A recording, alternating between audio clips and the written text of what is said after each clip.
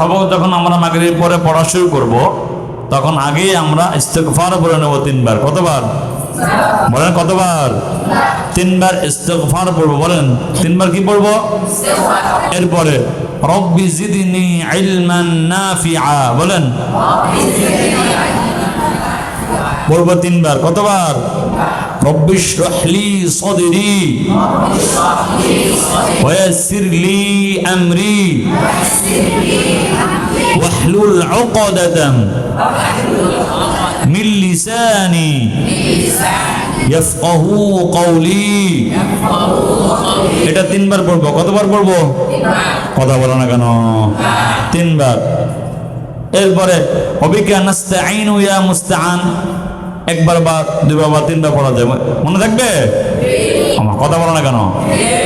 এরপরে আল্লাহুম্মা ইন্না নাস্তাঈনুকা আলা তাআতিক। এটা 11 বার পড়বো। কতবার পড়বো? হযরত থানবী রাহমাতুল্লাহ আলাইহি বলে যে 5 ওয়াক্ত ফরজ নামাজ পড়ে এই দোয়াটা 11 বার করে পড়ে এবং প্রত্যেকটা ক্লাসের শুরুতে 11 বার করে পড়ে, আল্লাহ তাআলা তার জিহন বাড়ায়া দেন।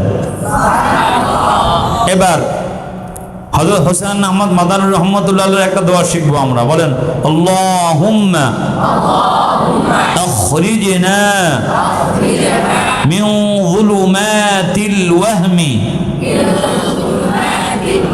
ওয়া আকরিমনা বিনুরিল ফাহমি ওয়াফতাহ আলাইনা আবওয়াব ফাদলিক ويسر علينا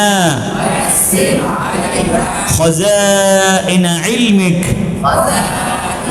سبحانك لا علم لنا إلا ما علمتنا إنك أنت العليم الحكيم। এবার দুরূদ শরীফ পড়বো। কি পড়বো? আজকে একটা আমরা সুন্দর দুরূদ শরীফ শিখবো। বলেন আল্লাহুম্মা সাল্লি আলা সাইয়্যিদিনা মুহাম্মদ ফি আউয়ালি কালামিনা। আওয়াজ নাই কেন? ফি আউয়ালি কালামিনা। ফি মদ হবে তো? ফি মধ্যে মদ আছে না? ফি আউয়ালি কালামিনা আল্লাহুম্মা সাল্লি আলা সাইয়্যিদিনা মুহাম্মদ ফি আওসাতি কালামিনা